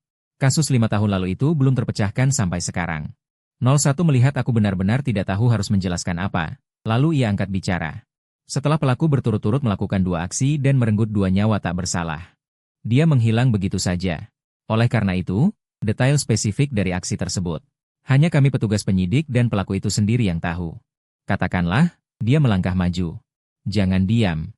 Aku harap kau bisa menjelaskan. Hatiku hancur. Namun aku hanya bisa memberanikan diri untuk menjelaskan. Ini benar-benar hanya kebetulan. Di sinopsis novel sudah kutulis. Jika ada kesamaan, itu murni kebetulan. Sebenarnya kata-kata itu sama saja dengan omong kosong. Setelah 01 dan yang lainnya meninggalkanku, mereka mengadakan rapat. Dia mengambil dokumenku, mengernyitkan dahi, lalu berkata, "Sepertinya kita melewatkan satu hal. Subai baru lulus kuliah setahun yang lalu. 5 tahun lalu, dia baru saja masuk tahun pertama. Dan menurut kesimpulan tim kasus saat itu, pelaku adalah pria parubaya berusia di atas 40. Dan sangat profesional serta terampil dalam pembedahan. Baik dari segi usia maupun tingkat keahlian. Subai yang masih mahasiswa tahun pertama sulit dianggap sebagai pelaku. Hal ini memang aku yang lalai." Tang Feng juga menghela napas. Lagi pula, penampilannya di kasus sebelumnya sangat menonjol. Membuatku secara tidak sadar mengabaikan usianya. 01 juga mengangguk, membuat keputusan awal. 5 tahun lalu, aku sendiri baru saja dipindah tugaskan ke kantor. Novel Subai memang bisa diterima. Tapi seorang siswa yang baru lulus ujian masuk perguruan tinggi, jelas tidak memenuhi standar profesional dalam kasus pembedahan mayat hidup. Tidak lama kemudian aku dibebaskan dari ruang interogasi. Sebagai bentuk permintaan maaf, 01 menyuguhiku secangkir teh. Kami memutuskan dalam rapat bahwa kau bukanlah tersangka. Tapi bisakah kau jelaskan mengapa tiba-tiba berlatih pembedahan? Ah, yang ini. Waktu kuliah dulu aku pernah mengambil mata kuliah pilihan. Dan bakatnya sepertinya tidak buruk. Kali ini demi ketelitian isi novel. Kamu berbohong. Saat Lin Yao mengatakan itu, hatiku berdegup kencang. Namun tak lama kemudian dia tersenyum lagi. Tidak apa-apa. Siapapun punya rahasia di hati. Selama tidak ada hubungan dengan kasus, terserah kamu mau bicara apa. Aku menghela napas lega, akhirnya bisa tenang. Sinar matahari hangat menyinari wajah cantik Lin Yao. Aku hanya melirik lalu mengalihkan pandangan. Apa aku bisa pulang sekarang? Saat seperti ini, yang penting tetap peduli kebebasanku sendiri. Ya, kamu boleh pulang dulu. Lain kali jangan bikin kejadian aneh seperti ini lagi. Tadi benar-benar membuatku kaget. Akhirnya, diantar Lin Yao, aku meninggalkan kantor polisi. Dia menatap punggungku dan menghela napas lega juga. Namun saat itu suara Tang Feng kembali terdengar. Orang di kantor masih curiga pada Subo itu. Ya, curiga itu wajar. Lin Yao mengangguk pelan. Tapi aku merasa dia bukan orang yang kejam. Sambil berkata, dia berbalik ke arah Tang Feng. Ayo, kita kembali memeriksa berkas. Kasus 5 tahun lalu memang terlalu brutal. Saat itu, setelah membaca novelku, dia berpikir. Mungkin bisa menggabungkan isinya untuk menemukan petunjuk baru. Kembali ke kamar sewaan, aku langsung menyalakan komputer. Tidak di luar dugaan, grup penggemar kembali heboh. Jadi penulisnya benar-benar kabur, kan? Aku menangis terseduh-seduh. Dia melarikan diri dari penjara demi membuka buku baru untuk kami. Sungguh mengharukan. Ada ribuan pesan lagi. Semuanya tentang apa yang aku lakukan. Perdebatan berapa lama hukumanku. Maka tanpa pikir panjang, aku mengirim pesan di grup. Aku Huhansan kembali lagi. Satu kalimat langsung membuat grup hening. Lalu pesan-pesan meledak seperti air mancur. Aku puas melihat mereka semua syok dan membanjiri layar. Baru kemudian aku menjawab dengan santai, besok aku buka siaran langsung untuk membuktikan. Setelah mematikan notifikasi grup, aku mulai menonton video pendek. Tidak sampai beberapa video, aku melihat seorang blogger menganalisis topik hangat. Mengejutkan. Penulis novel web ditangkap 2 kali dalam 4 hari. 1 kali sebagai buronan. Disertai gambar saat aku ditangkap saat siaran langsung. Sungguh, akun pemasaran itu terlalu suka mengarang. Belum selesai menonton, aku sudah ingin melaporkannya. Editor Tangtang tiba-tiba mengirimiku pesan. Wah, kali ini kamu benar-benar menjadi sangat populer. Yuye sudah memiliki 50.000 koleksi. Buku baru dalam sehari juga sudah lebih dari 30.000 koleksi. Tidak kusangka di bawah pengawasanku bisa lahir penulis sehebat ini. Ah ini. Menjawab dengan 2 kata penuh keterkejutan. Caramu menjadi terkenal benar-benar unik. Sekarang semua orang di sini membicarakanmu. Kata mereka penulis kejahatan. Jadi kenapa kau masih bisa membalas pesanku dari dalam penjara? Kalimat terakhir itu hampir membuatku tersedak. Aku tidak bersalah. Semua sebelumnya adalah kesalahpahaman. Kesalahpahaman, mengerti? Tak lama kemudian, Tangtang membalas dengan stiker imut. Aku juga malas menjelaskan. Mendengar novelku menjadi sangat populer karena itu. Akun marketing yang asal bicara itu pun tidak pernah kubaca lagi.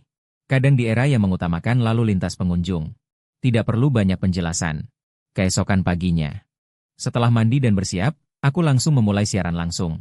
Kali ini, ribuan orang langsung masuk. Dan masih terus ada yang bergabung. Baru kali ini aku benar-benar merasakan. Apakah saya benar-benar terkenal? Di sisi lain, Lin Yao hari ini mendapatkan libur yang langka. Sedang duduk di sofa villa sendiri. Melihat bab novel terbaru yang saya perbarui.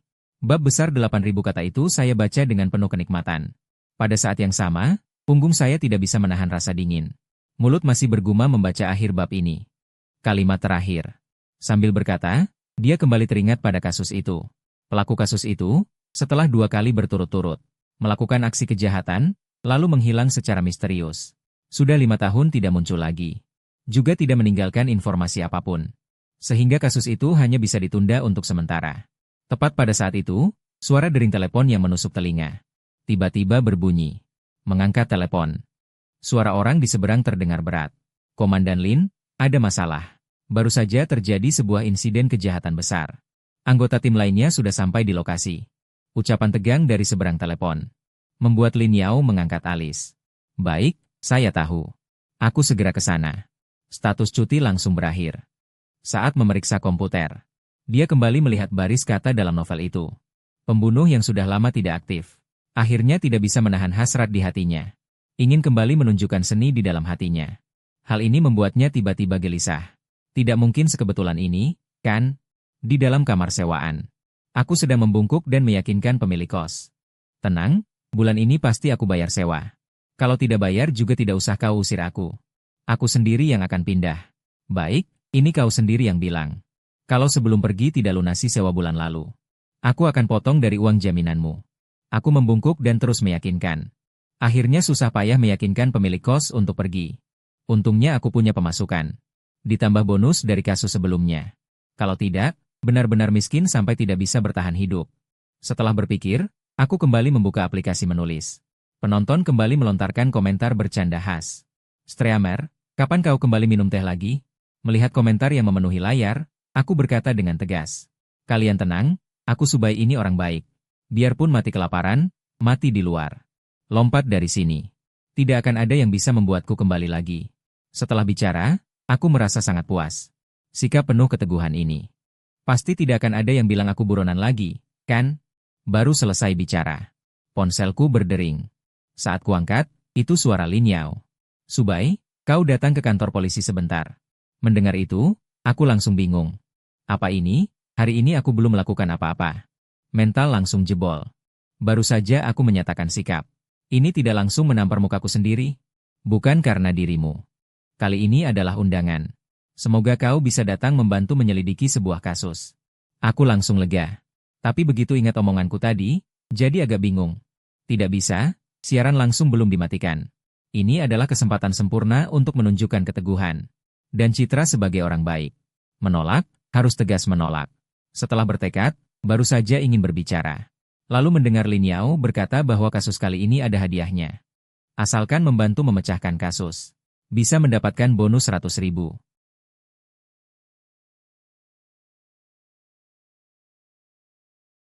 Mana penulis yang teguh dan berprinsip itu sekarang? Sepertinya tidak ada yang bisa lolos dari hukum kebenaran. Setelah selesai siaran, saya segera bergegas ke kantor polisi. Berbeda dari sebelumnya. Kali ini saya masuk sendiri. Petugas jaga sudah akrab dengan saya. Wah, Inspektur Deng dan Inspektur Li. Mana Komandan Lin kita? Oh, di dalamnya? Baik, saya tahu. Ucapan yang akrab ini. Melihat kakek yang sedang mengurus urusan di samping terkejut. Wow, pemuda ini. Datang ke kantor polisi seperti pulang ke rumah. Sesuai petunjuk, saya masuk ke sebuah ruang rapat. Melihat ekspresi serius Tang Feng dan Lin Yao. Saya tahu itu adalah kasus yang rumit. Kamu tahu tidak? Setelah kamu merilis bab baru kemarin.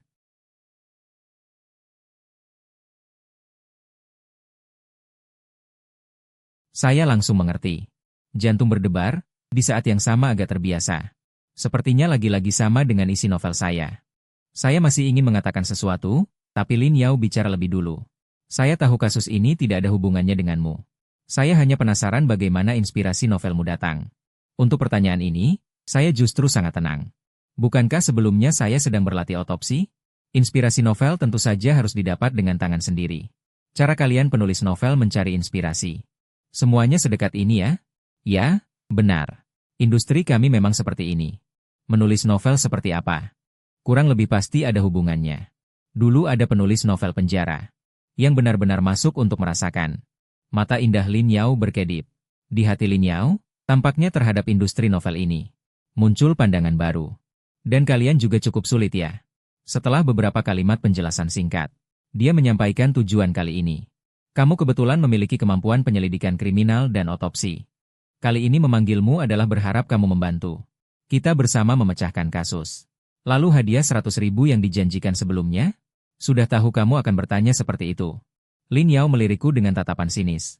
Atasan sangat memperhatikan kasus ini. Jadi, meskipun hanya memberikan sedikit petunjuk, juga bisa mendapatkan hadiah. Setelah kamu mengatakan itu, aku jadi lega. Segera setuju untuk membantu. Dan di bawah bimbingan mereka, menandatangani perjanjian kerahasiaan. Membantu polisi kita memecahkan kasus. Itu adalah kewajiban kita yang tidak bisa dihindari. Lin Yao melirikku dengan sinis lalu menyimpan perjanjian itu. Dan di bawah arahan Tang Chong, mulai menceritakan. Pagi ini kita di perumahan Gangzi. Menemukan jenazah korban. Menurut deskripsi rekan yang tiba lebih dulu di TKP. Korban perempuan dibongkar tubuhnya lalu dijahit kembali. Seluruh TKP sangat kejam. Dan justru modus operandi yang khas ini. Yang membuat kami menyimpulkan. Pelaku pasti sama dengan 5 tahun lalu. Kasus pembedahan hidup-hidup, orang yang sama. Yang lebih membuat marah lagi. Lin Yao mengepalkan tangannya erat, lalu berkata. Menurut identifikasi forensik. Sepanjang proses tersebut. Korban dalam keadaan sadar. Menyaksikan seluruh proses penderitaannya sendiri. Setelah mendengarnya, hatiku juga merasa geram. Namun deskripsi ini dengan isi novelku. Kurang lebih sama. Namun begitu membayangkan bahwa hal serupa juga terjadi di dunia nyata. Hati tetap goyah tanpa bisa kutahan. Jika bukan karena dukungan kemampuan ahli dalam bedah. Mungkin saat itu juga setelah selesai mendengar deskripsi. Aku pasti akan merasa bersalah. Kami berjalan menuju sebuah ruangan yang teduh di luar. Kami sekelompok orang tiba di luar sebuah ruangan yang sejuk. Sedang hendak masuk, melihat seorang dokter forensik keluar menghalangi. Para polisi, kalian sebaiknya bersiap mental. Saya sudah pada tubuh korban. Semua jahitan dilepas. Orang dengan toleransi rendah sebaiknya jangan masuk. Lin Yao mengangkat tangan, menandakan tidak apa-apa. Sambil itu, tanyakan pada dokter forensik tentang Lao Zhao. Apakah ada menemukan petunjuk baru? Ahli forensik menggelengkan kepala menunjukkan tidak ada. Yang dapat dipastikan adalah teknik pembedahan dan penjahitan pelaku sangat terampil. Pasti orang yang bekerja secara profesional di bidang ini. Dan memiliki pengalaman yang cukup besar. Ternyata sama seperti dugaan sebelumnya tentang pelaku. Saat kami hendak masuk, dokter forensik Zhao kembali mengingatkan. Kalau kalian benar-benar ingin melihatnya, jangan salahkan aku karena tidak memperingatkan kalian. Zhao, tenang saja. Saat jenazahnya dibawa masuk, kami sudah melihatnya. Dokter forensik mendengar itu dan tidak lagi menghalangi. Maka Lin Yao membawa beberapa petugas polisi masuk. Dan mereka melihat mayat dengan jahitan yang sudah terbuka. Beberapa petugas polisi langsung pucat pasi melihat pemandangan itu. Mereka berlarian ke tempat sampah di samping untuk muntah. Wajah Lin Yao juga tidak bagus. Dia juga bersandar di dinding, muntah-muntah kering. Hei, aku sudah memperingatkan kalian. Si Xiao Tang saja tidak pernah masuk. Sambil berkata, dia menoleh ke arahku. Kenapa? Kamu juga mau lihat? Nak, dengarkan nasihat. Bahkan petugas polisi profesional saja tidak tahan. Kamu lihat sekali, mungkin sebulan tidak bisa makan. Aku hanya mengangkat bahu. Tidak makan? Bagus juga. Lagi pula aku juga tidak mampu makan. Sambil berkata, aku pun masuk. Dokter forensik Zhao melihatku keras kepala, tidak lagi menghalangi. Setelah lihat, ingatlah muntah di tempat sampah. Kalau tidak, bersihkan sendiri. Seandainya sebelum mendapatkan keterampilan otopsi level maksimal, aku benar-benar tidak berani melihat. Tapi sekarang, dampaknya padaku sudah sangat kecil. Aku berjongkok dan mulai memeriksa dengan saksama. Cara pelaku sangat hebat, kataku. Dokter forensik Zhao tertegun melihatku. Anak ini, kenapa tidak mengikuti pola yang biasa? Saking tenangnya, apa-apaan ini? Nak, kau ini jangan-jangan lulusan forensik? Aku tidak pernah belajar forensik. Di universitas, aku mengambil jurusan sastra Tionghoa. Sambil berkata, aku memakai sarung tangan di samping. Memeriksa dengan saksama cara pelaku. Dokter forensik Zhao tampak tidak percaya. Kalau kau belum belajar forensik, setidaknya kau punya beberapa nyawa di tangan. Kalau tidak, sulit untuk setenang itu. Aku merasa agak canggung. Terutama karena mental yang kuat. Ini bakat, ya? Mereka saling berbicara seperti itu. Melihat Lin Yao di samping dengan wajah penuh. Ding! Keahlian anatomi tingkat maksimal bertambah 30 poin. Hadiah sistem yang tiba-tiba. Bikin aku langsung tutup mulut. Wah, ternyata dia mengamati hasil otopsi orang lain. Juga bisa mendapatkan poin keahlian. Bahkan sebanyak 30 poin. Maka saya segera berhenti berbicara. Mulai mengamati dengan sungguh-sungguh. Segera saya menemukan informasi penting. Dari pola di sini. Alat yang digunakan pelaku. Seharusnya pisau bedah profesional kelas atas. Pisau bedah dengan tingkat ketajaman seperti ini. Sangat terbatas yang bisa diproduksi. Rumah sakit biasa umumnya juga tidak menggunakannya. Jadi sulit dibeli melalui saluran normal. Disarankan untuk memeriksa dari saluran pisau bedah. Beberapa petugas polisi di samping terlihat terkejut. Ternyata anak ini benar-benar menemukan titik terobosan. Dokter forensik Zhao juga membelalakan mata menatap Lin Yao. Seolah berkata, kamu baru saja mendatangkan ahli bedah level dewa untukku. Lin Yao juga tampak bingung. Dia sebelumnya selalu mengira Subai hanya sedikit mengerti dalam membantu memecahkan kasus dengan kemampuan administratif. Tidak menyangka pemahamannya tentang pembedahan mencapai tingkat tertentu. Selanjutnya sistem mengeluarkan 3 bunyi peringatan. Total meningkat sebanyak 70 poin. Bagian kedua dari keterampilan bedah novel juga terbuka. Benar-benar sempurna. Segera saya juga menyampaikan hasil observasi terakhir. Dari kekuatan pembedahan dan sudut sayatan. Saya memperkirakan usia pelaku sekitar di atas 45 tahun. Dengan membandingkan foto korban dari 5 tahun lalu. Dapat disimpulkan bahwa proporsi dan tenaga pelaku telah menurun drastis. Kali ini, beberapa sayatan sudah menunjukkan tanda-tanda ketidakstabilan. Ini juga bisa terlihat. Jangan-jangan ini hanya omong kosong. Seorang petugas polisi merasa tidak percaya. Sama sekali bukan omong kosong. Dokter forensik Zhao tua menggelengkan kepala dan berkata, saya sendiri juga bisa merasakannya. Seiring bertambahnya usia, kekuatan saya juga menurun. Lengan juga menjadi sedikit tidak stabil. Perbedaan pada sayatan memang ada. Sambil berkata, dia menatapku dengan mata berbinar. Perbedaan kecil seperti ini jika tidak ada yang menunjukkannya. Bahkan dia pun sulit untuk melihatnya. Perlu diketahui, dia telah bekerja di bidang ini selama 20 tahun penuh. Akhirnya saya melepas sarung tangan dan berkata kepada semua orang. Pelaku menjahit jendela dengan sangat rapi. Menunjukkan bahwa kondisinya saat itu sangat stabil. Pasti ada ruang yang sangat cocok untuk melakukan aksi kejahatan. Ayo ke ruang rapat. Saya memiliki perkiraan kasar tentang identitas pelaku. Baru saja mereka duduk. Mereka melihat Tang Feng yang sebelumnya tidak pergi ke forensik. Membawa tas dan masuk ke ruang rapat. Kalian semua belum makan siang, kan? Ini, Saya bawakan burger daging sapi untuk kalian. Burger daging sapi dari tempat ini cukup enak. Sambil berkata, dia mengeluarkan satu dan membukanya untuk diperlihatkan. Semua orang melihat daging sapi yang kental dan berlumuran saus. Tiba-tiba muncul asosiasi yang buruk. Membuat wajah Lin Yao dan beberapa petugas polisi lainnya seketika pucat seperti kertas. Lautang, kamu benar-benar brengsek. Di mana toilet? Aku mau muntah. Aku bersumpah bulan ini jangan sampai aku melihat daging apapun. Beberapa orang yang baru saja pergi ke forensik juga mencoba lari keluar. Pandangan mereka tertuju padaku yang masih tenang, dengan sedikit kebingungan. Aku keluar hanya sekitar 10 menit. Kenapa satu persatu jadi begini? Sambil membandingkan berkas dua kasus, aku berkata dengan tenang. Mungkin mereka tidak suka daging sapi. Sambil berkata, dari dalam tas, aku mengambil satu burger dan mulai memakannya. Ya, burger daging sapi di tempat ini memang lumayan. Sampai yang lain kembali ke ruang rapat setelah suasana mereda. Tang Feng masih belum tahu apa yang sebenarnya dialami semua orang. Melihat semua sudah hadir, aku mulai memberikan analisisku. Pembunuh ini sangat bangga dengan kemampuannya. Bahkan sengaja memamerkan keahliannya pada tubuh korban. Sengaja meninggalkan jejak yang menunjukkan teknik tinggi. Menurut dugaanku, orang ini memiliki keinginan berekspresi yang kuat. Analisis itu membuat semua orang yang mencatat sedikit mengangguk. Pembunuh ini setidaknya ada hubungannya dengan Dokter Top Modu. Namun begitu kesimpulan ini keluar, orang-orang yang tadinya memuji mendadak merasa sedikit kecewa. Kesimpulan ini sudah kami dapatkan 5 tahun lalu. Ya, sebelumnya dokter bedah utama yang cukup terkenal di Modu. Sudah kami selidiki semua. Menghabiskan banyak tenaga dan sumber daya, tetapi tidak ada hasil.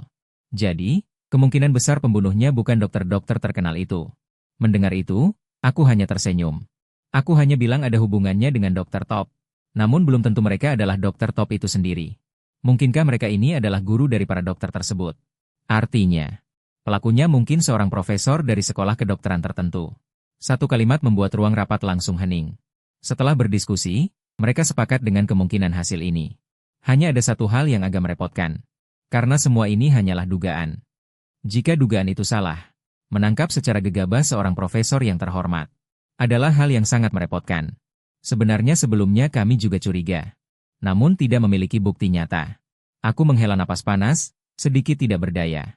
Dengan dukungan dua keterampilan yaitu anatomi tingkat maksimal dan penyelidikan kasus pembunuhan, kami yakin tingkat akurasi kami mencapai 99%. Sayangnya semua ini hanyalah kesimpulan. Lagi pula aku bukanlah tokoh terkemuka di bidang ini. Meskipun mereka setuju dengan kesimpulanku, namun tetap ragu-ragu saat mengambil keputusan. Setelah ragu-ragu, Lin Yao akhirnya memanggil dokter forensik Lau masuk. Aku sudah tua. Dalam hal teknik otopsi, kalian bisa percaya pada pemuda ini. Satu kalimat pengakuan bagaikan obat penenang. Setelah ragu-ragu, Lin Yao akhirnya mengambil keputusan. Ikuti saja apa yang kamu katakan. Aku akan mendaftar semua profesor yang memenuhi syarat dalam jangkauan. Tidak perlu sebanyak itu. Aku menggambar sebuah lingkaran di peta dengan pulpen. Dari sini ke tempat ditemukannya korban, jalannya paling terpencil. Dan kamera pengawas juga langka. Tempat tinggal pelaku juga tidak boleh terlalu jauh dari sekolah kedokteran. Maka akhirnya aku mempersempit sasaran ke sekolah kedokteran Modu di dekat sini. Lin Yao mengangguk. Segera memerintahkan bawahannya untuk mencari profesor yang memenuhi syarat. Kurang dari 5 menit, sebuah dokumen sudah terletak di depanku. Profesor Yo Weiking ini sangat cocok dalam segala aspek.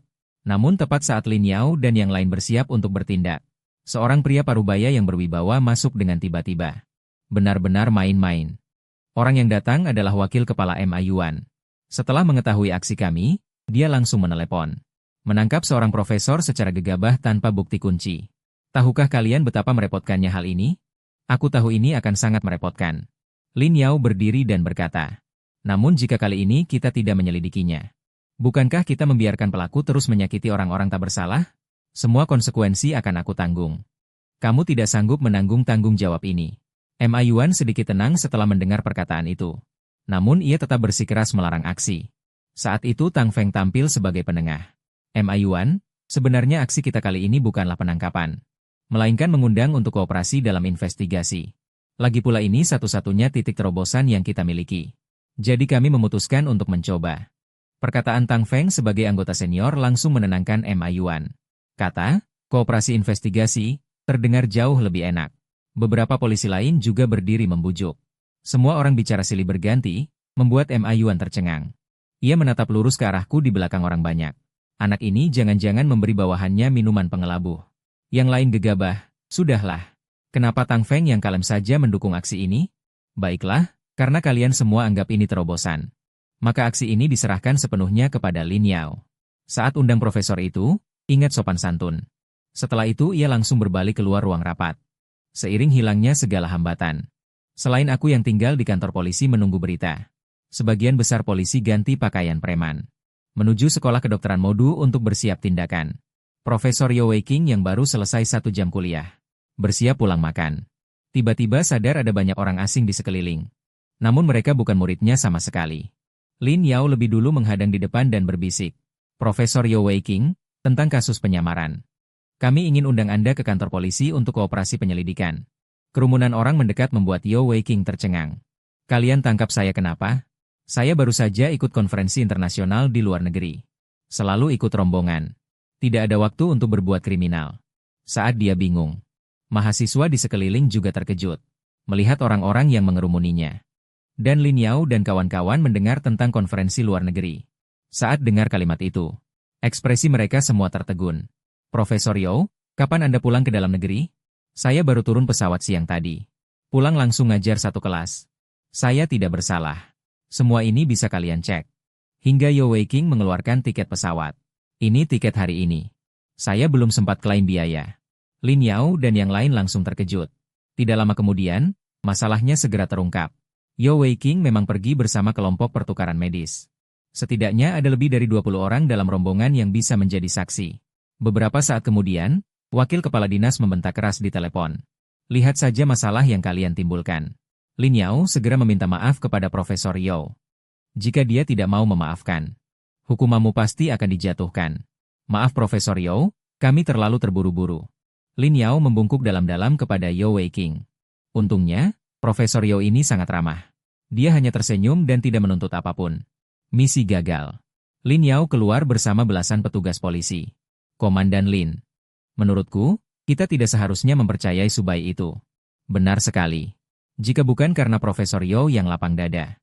Komandan Lin, catatanmu kali ini tidak akan bisa dihindari. Sepertinya penilaian Subai kali ini sepenuhnya salah. Sementara semua orang mengeluh dengan pasrah. Lin Yao juga menundukkan kepala dan diam cukup lama. Di dalam kantor polisi. Sambil menunggu kabar, aku seenaknya membaca data profesor dari Sekolah Kedokteran Modu untuk mengisi waktu. Berdasarkan informasi yang ada, Yeo Wei King memang satu-satunya orang yang memenuhi syarat. Namun, tepat saat aku terus menggulir ke bawah, melihat sebaris tulisan kecil. Daftar profesor yang dipecat karena pelanggaran disiplin berat. Saat melihat baris tulisan itu, hatiku bergetar hebat. Pandanganku dengan cepat menyapu 3 di antaranya. Alamat di distrik Dongming. Usia 51 tahun ini. Pernah tercatat beberapa kali karena melakukan pembedahan hewan hidup secara ilegal. Setelah itu, karena tidak patuh pada aturan, dipecat. Informasi salah satu dari mereka membuatku terkejut saat itu. Celaka. Aku sama sekali tidak menyangka. Profesor yang dipecat itu disembunyikan sepenuhnya. Informasi baru dimasukkan.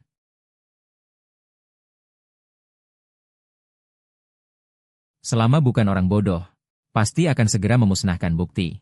Bahkan melarikan diri. Kalau begitu, hadiah 100.000 untukku akan sia-sia. Dalam keadaan panik, aku segera berlari keluar kantor polisi dan naik taksi. Pak, ke Jalan Laosiang, distrik Dongming. Harus cepat. Di dalam mobil, aku gelisah. Lalu tiba-tiba menyadari sesuatu. Aku ini cuma penulis kelas 3. Apa-apaan aku ikut mengejar penjahat. Segera mengeluarkan ponsel dan menelepon Lin Yao. Orang yang kalian tangkap itu bukan pembunuhnya. Target sebenarnya adalah seorang profesor yang dipecat. Coba cari daftar pemecatan tersembunyi di Fakultas Kedokteran. Aku sudah dalam perjalanan menuju lokasi. Aku berani jamin pembunuhnya pasti orang ini. Ucapannya membuat Lin Yao di ujung telepon terkejut. Tunggu. Kau bilang kau sedang menuju lokasi. Dia cepat bereaksi. Demi uang, kau nekat mempertaruhkan nyawa? Kalau orang yang kau maksud benar-benar pembunuh, besok namamu pasti jadi headline. Jangan bertindak gegabah. Kami segera menyusul. Tak lama setelah menutup telepon, aku sampai di tujuan. Ini adalah kawasan tua. Cakupan kamera pengawas tidak cukup luas.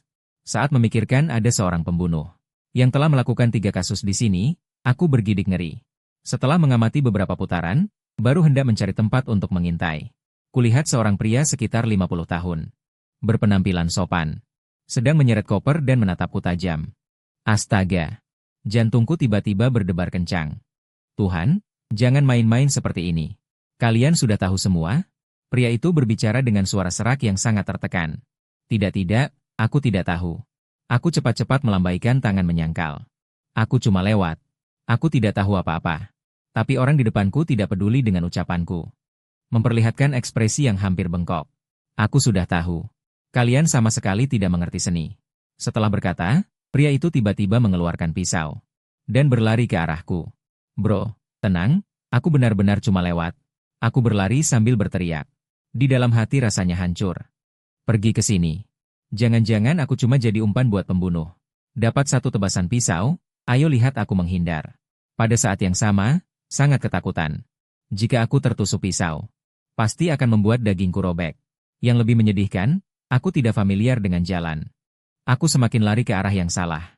Tiba-tiba sampai di jalan buntu. Kakiku tergelincir, tersandung batu, dan jatuh duduk di tanah. Selesai. Riwayat browsernya kakak belum dihapus. Melihat pria parubaya dengan wajah mengerikan semakin mendekat. Pisau seolah akan menusuk kapan saja. Tiba-tiba terdengar suara rem mendadak. Lalu sesosok bayangan melompat ke depan. Sebuah tendangan berputar indah tepat mengenai dada pria itu. Beberapa langkah goyah lalu terbentur ke dinding. Dengan itu dia segera jatuh ke dalam kegilaan. Memegang pisau di tangannya, terus menebas. Untungnya beberapa polisi yang datang bersama juga ikut maju. Bekerja sama, mereka berhasil melumpuhkan pria itu. Melihat bahaya telah berakhir, aku pun menghela napas lega. Ingin bangun tetapi menemukan kakiku lemas. Bangunlah, pahlawan agung suku. Lin Yao mengulurkan telapak tangannya yang putih. Kali ini berkat dirimu. Aku meraih tangan Lin Yao. Berdiri dengan gemetar. Belum lagi. Tangan ini terasa lembut dan cukup nyaman. Pembunuh yang begitu kejam. Kami semua tidak berani menghadapinya sendirian. Kamu malah seorang diri maju untuk menangkapnya. Nada bicara Lin Yao mengandung sedikit keluhan. Tenang saja. Jika orang ini benar-benar pembunuhnya, 10.000 yuanmu tidak akan kurang sedikit pun. Sebenarnya aku juga tidak begitu nekat. Aku agak malu. Hanya kebetulan bertemu orang ini. Sudahlah, bereskan dan pulanglah. Cara kamu menghadapinya tadi cukup memadai. Tahu sambil lari sambil berteriak minta tolong. Kalau tidak, sungguh sulit menemukanmu. Setelah kembali ke kantor polisi, Lin Yao segera memulai interogasi terhadap tersangka. Awalnya profesor yang dipecat ini masih sangat tenang. Bersikeras bahwa dia menderita skizofrenia intermiten. Tindakan tadi dilakukan dalam keadaan tidak terkendali. Namun seiring dengan keterampilan detektifku yang dijalankan penuh. Di hadapan penalaran yang ekstrim dan bukti yang perlahan terungkap. Ekspresi pria itu pun berangsur-angsur menjadi mengerikan. Ini salahmu. Semua ini terjadi karena dirimu. Perubahan emosi yang drastis membuat Lin Yao langsung sadar. Pertahanan psikologis pelaku runtuh. Ia segera menginstruksikan tim interogasi untuk terus menekan. Akhirnya, berkat usaha keras semua orang, pelaku mengakui seluruh kejahatannya. Dan saat itulah suara sistem terdengar di kepalaku. Ding! Keahlian anatomi meningkat 100 poin. Keahlian mencapai 350 dari 350. Seluruh konten teknik anatomi telah terbuka. Ding! Keahlianmu telah memenuhi syarat. Hadiah acak, keahlian baru, retorika level maksimal.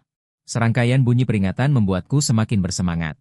Aku harus lebih sering terlibat dalam kasus seperti ini. Peningkatan keahliannya sungguh cepat. Dan keahlian baru ini akhirnya terlihat tidak terlalu buruk. Sangat bagus. Aku segera memeriksa progres pembukaan novel untuk keahlian baru ini. Keahlian saat ini 0 dari 400. Setelah keahlian mencapai 75 poin, novel terkait mulai terbuka. Setelah mencapai 400 poin, keahlian baru akan terbuka secara acak. Deskripsi keahlian. Setelah menguasai retorika level maksimal, tuan rumah akan memiliki kemampuan berbicara yang tak tertandingi. Melihat deskripsi keahlian baru ini, aku hampir melompat kegirangan. Baru begitulah yang pantas. Saat itu, Lin Yao dan wakil kepala datang menghampiriku. Hahaha, anak muda, kamu melakukannya dengan sangat baik. Sangat bagus. Kasus berat kali ini ternyata bisa kamu selesaikan dengan mudah. Senyumnya benar-benar berbeda dari sebelumnya. Bagaimana kalau bekerja di kantor kami? Aku akan memberimu posisi ahli administratif eksternal. Bebas datang dan pergi, semacam pekerjaan paruh waktu. Tidak akan menyita banyak waktumu. Aku berpikir sejenak, masih agak ragu. Meskipun ini paruh waktu, tapi tetap ada risikonya. Ada gajinya loh. Lin Yao di sampingku berkata. Setiap bulan kamu bisa mendapat tunjangan 2.000. Selain itu, ada bonus tambahan untuk membantu memecahkan kasus. Ah, memang Lin Yaoku. Dia benar-benar mengerti aku. Maksudku, sebagai warga negara yang baik, aku bersedia menggunakan waktu luangku untuk membantu kalian memecahkan kasus. Akhirnya aku menyetujuinya. Singkatnya, aku menjadi staf luar biasa yang kembali ke kantor polisi. Setelah menyelesaikan semuanya, aku mulai menulis dengan gila-gilaan di rumah. Menulis seluruh konten lanjutan dari novel kedua. Editor Malaikat Kecil, Tang Tang, juga sangat rajin. Dia bahkan mengajukan ide apakah ingin bertemu secara langsung. Ternyata Tang Tang benar-benar takut direbut oleh editor lain. Sekarang para penggemarnya juga sangat terkejut.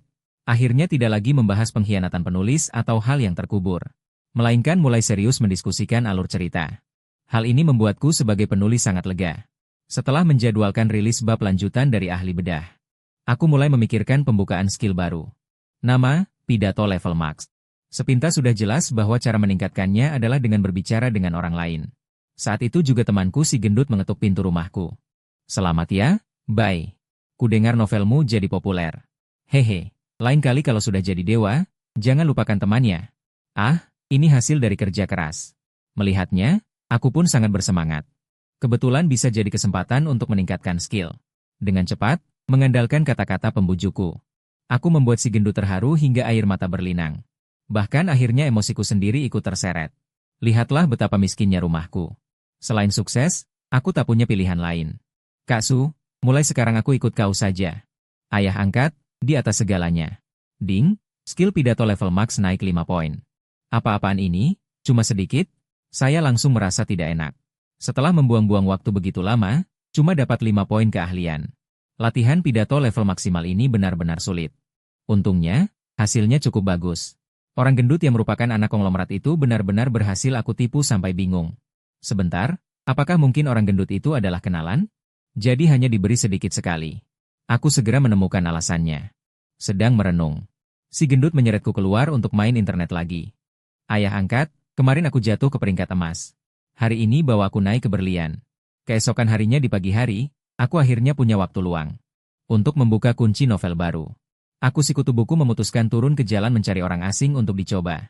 Mau jadi kaya, bro? Aku punya bisnis patungan, kamu mau ikut? Tidak lama kemudian aku melihat seseorang.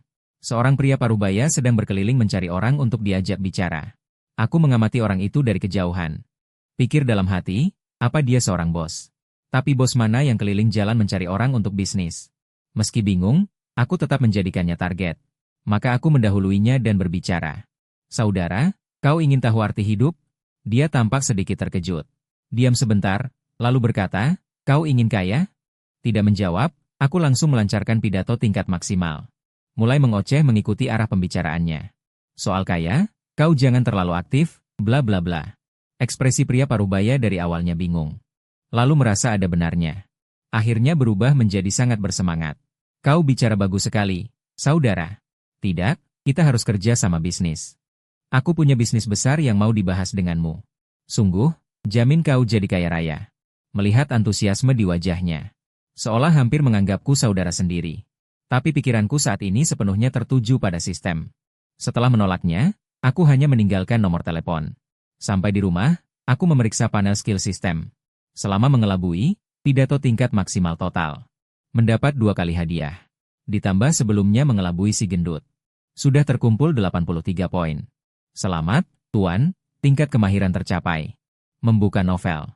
Kehidupan penipuan. Tapi nama ini kok memberiku firasat buruk, ya? Sepertinya nama yang keras lagi. Setelah dilihat isinya. Wah, ternyata ini catatan seorang bos piramida setelah ditangkap. Isi novel benar-benar memainkan sifat manusia dan tipu daya dengan maksimal. Pasti novel kelas atas yang langka. Maka aku langsung memutuskan untuk duduk di rumah dan mulai mengetik. Lalu buka buku dan rilis sekaligus. Sambil dalam hati diam-diam berdoa pada sistem. Kau jadilah manusia, deh. Jangan sekali-kali membuatku masuk kantor polisi lagi. Saat novel baru pertama kali rilis. Lin Yao langsung melihatnya. Saat itu dia belum bertugas. Sedang bosan melihat ponsel. Anak ini punya berapa otak, sih?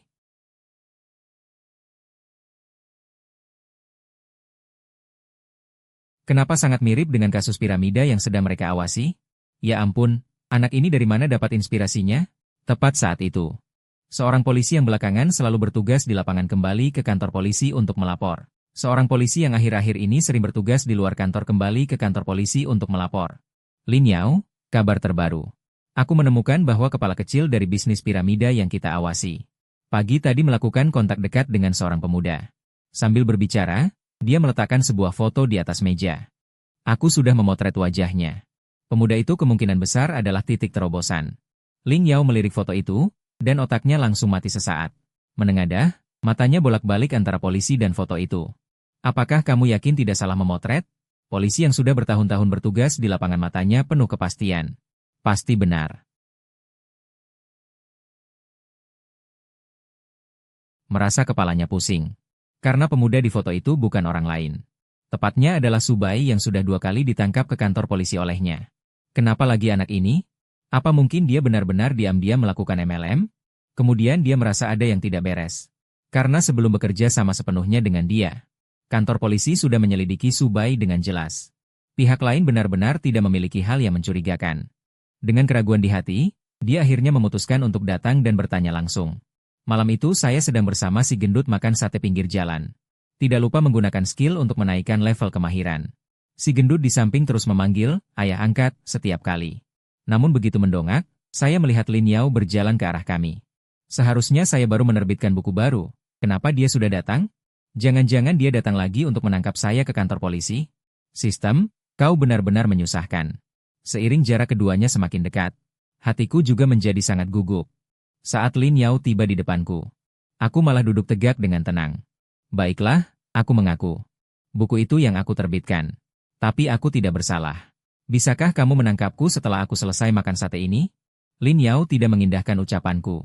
Dia menuang minuman untuk dirinya sendiri, lalu menatapku dan berkata, sebenarnya aku ingin kau ke kantor polisi untuk menjelaskan sesuatu. Namun kebetulan aku sudah pulang kerja. Jadi aku langsung menemuimu. Selamat tinggal, sobat. Nanti kalau ada waktu aku akan menjengukmu di penjara. Si gemuk jelas tahu keadaanku. Melihat Lin Yao datang, dia langsung melontarkan satu kalimat lalu kabur.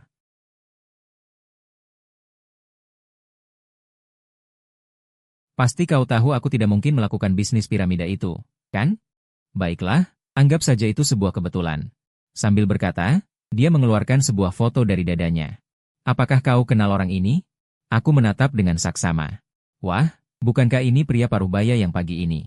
Aku ajak ngobrol sembarangan di jalan. Untuk mengisi poin keterampilan, orang ini adalah anggota kecil dari organisasi piramida yang sudah lama kami awasi. Seorang polisi lapangan. Sudah memotretmu berinteraksi erat dengannya dari pagi. Aku langsung tercengang. Kebetulan sekali. Inspektur Lin, aku benar-benar tidak bersalah. Tolong percayalah padaku. Lin Yao tersenyum sinis. Sebenarnya aku tidak terlalu curiga padamu. Tapi polisi lain curiga padamu. Pokoknya besok pergilah ke kantor polisi. Bicara baik-baik dengan rekan-rekan dari unit penyidikan. Kau bilang besok aku mungkin sibuk. Mending tidak usah saja. Terserah kamu. Besok mungkin hadiah dan bonus akan turun. Ambil beberapa hari lagi juga tidak apa-apa. Betul kan, penulisu? Lin Yao berkata sambil tersenyum misterius padaku. Ah, kurasa besok aku masih bisa meluangkan waktu. Bekerja sama dengan polisi adalah kewajibanku. Selanjutnya Lin Yao bicara banyak hal padaku. Kebanyakan tentang organisasi piramida itu. Seluruh organisasi memiliki banyak sarang besar dan kecil di seluruh negeri. Beberapa orang telah menghancurkan banyak keluarga. Kerahasiaan struktur organisasinya membuat polisi sulit menyelidiki siapa pemimpin sebenarnya. Jadi meskipun beberapa sarang dibongkar, dalam 2 bulan sarang itu akan muncul lagi dan menjadi lebih tersembunyi serta sulit ditemukan. Ini membuat polisi sangat pusing. Karena itulah, polisi Shanghai telah mengawasi sarang itu selama sebulan penuh. Menahan diri untuk tidak bertindak. Tapi pagi ini, aku tiba-tiba muncul di pandangan tim pengintai. Baru aku mengerti. Kenapa tadi aku merasa ada yang aneh? Ternyata dia ingin mengajakku bergabung. Keesokan paginya, aku langsung pergi ke kantor polisi. Begitu masuk, aku menyapa polisi tetap di sana. Wah, Su, kamu hebat juga. 2 hari tidak bertemu, kamu sudah bergaul dengan kelompok piramida. Hehe, kebetulan saja. Aku tersenyum canggung lalu menyelinap ke kantor Lin Yao. Sangat kooperatif dalam menjawab pertanyaan demi pertanyaan. Hal ini memang sekali 2 kali jadi terbiasa. Tak lama kemudian, sebagian keraguan orang mulai hilang. Akhirnya, saat sesi tanya jawab hampir selesai, Telepon genggamku berdering. Kulihat ternyata nomor yang tidak dikenal. Lin Yao melirik sekilas, sepertinya dia mengenalinya. Dia memberi isyarat agar aku menjawab telepon dan mengaktifkan speaker. Terdengar suara seorang pria setengah baya yang berbicara dengan akrab. Sobat, bukankah kemarin bilang akan menghubungi lagi? Sudah sehari tapi kamu tidak meneleponku. Kamu di mana sekarang? Aku mau mengajakmu makan. Kita bicarakan baik-baik cara mencari uang. Mendengar itu, kepalaku langsung pusing seperti mau meledak. Bukankah ini pimpinan kecil yang saling bertukar nomor kemarin? Hanya saja aku langsung menghapus nomornya begitu berbalik. Sama sekali tidak tertarik. Tidak kusangka dia langsung meneleponku. Apalagi saat aku sedang membuat berita acara di kantor polisi. Nada bicaranya yang akrab itu. Bagaimanapun didengar, tidak terdengar seperti orang asing. Semua orang yang baru saja hilang keraguannya langsung menjadi waspada. Bahkan Lin Yao setelah mendengar ucapan itu pun tidak bisa tidak merasa curiga. Aku baru hendak menolak dan menutup telepon, tapi bertatapan dengan Lin Yao. Dia mengangkat tangan memberi isyarat agar aku melanjutkan. Jelas ingin mendengar lebih banyak. Aku pun terpaksa memaksakan diri. Aku pun pura-pura akrab berbincang dengannya. Haha, saudara, kau benar-benar pemuda paling berbakat yang pernah kulihat. Asal kau datang, aku jamin kau akan kaya raya. Godaan dalam kata-kata itu membuatku terdiam. Di dalam hati aku ingin berteriak, bukan aku tidak. Mana mungkin aku punya bakat dalam MLM? Tapi di bawah isyarat mata Lin Yao, aku hanya bisa setuju secara lahiriah. Setelah menutup telepon, aku melihat suasana aneh di ruangan. Tak terasa keringat dingin mengalir. Sudahlah, jangan gugup. Aku tahu kau tidak bersalah. Kupanggil kau hanya untuk mengetahui situasinya. Hehe, aku paham. Saat itu aku seperti pepatah lama. Sekali masuk kantor polisi, 10 tahun takut minum teh. Bonus dan hadiahmu sudah siap. Sampai akhir bulan, tidak akan kurang sedikit pun. Mendengar bonus, aku langsung tidak takut. Totalnya hampir 110.000. Benar-benar kekayaan diperoleh dari risiko. Selanjutnya, aku akan memberimu tugas. Asalkan kamu bisa menyelesaikannya dengan lancar. Kamu bisa mendapatkan bonus lagi. Melihat hubunganmu dengan Xiao Tongmu barusan begitu baik. Saya rasa kamu pasti bisa melakukannya. Mendengar masih ada bonus. Tentu saja saya dengan senang hati bersiap menyetujuinya. Sebagai warga negara yang baik, saya rasa saya berkewajiban membantu. Sikap ini jelas membuat Lin Yao sangat puas. 10 menit kemudian, saya terkejut sampai menyemburkan teh. Apa katamu, suruh saya jadi mata-mata di organisasi MLM? Bukankah seharusnya diserahkan pada orang profesional? Begitu mendengar kata mata-mata, saya langsung teringat. Aksi mendebarkan dari film Infernal Affairs. Semua itu hidup dengan mempertaruhkan nyawa. Jangan takut. Ada alasan kenapa kami menyuruhmu jadi mata-mata. Hanya seorang mata-mata di MLM. Lin Yao mengangkat tangannya sedikit sambil berkata, pasti tidak akan ada korban jiwa. Lagi pula kami akan mengawasi dan bekerja sama denganmu secara diam-diam. Keamananmu terjamin sepenuhnya. Mendengar jaminan keamanan, saya baru merasa lega. Selama bukan urusan yang mempertaruhkan nyawa, masih bisa dibicarakan. Kami melihat Xiao Tongmu sangat tertarik padamu. Makanya kami merasa kamu sangat cocok. Dia adalah penanggung jawab mata-mata di pihak Modu. Asalkan kamu berhubungan dengannya. Pura-pura ditipu olehnya untuk masuk organisasi sebagai mata-mata. Cukup kuasai lebih banyak situasi internal. Lin Yao menjelaskan rencana aksi secara detail. Kedengarannya tidak terlalu sulit. Agak tertarik. Nanti kamu temukan bos besar di belakang layar di dalam sana. Itu sudah menjadi prestasi besar. Posisi non-staffmu juga akan naik menjadi ahli administrasi senior. Gaji langsung naik 2 kali lipat. Saya menelan ludah. Baiklah, jadi mata-mata ya mata-mata. Setelah pulang ke rumah, saya menghapus semua bab yang terbuka dari menipu kehidupan. Sekalian mengirim pemberitahuan cuti ke penggemar. Apa? Penulis bersiap hiatus untuk sementara waktu? Ini akhirnya takut? Pantas saja kamu, penulis.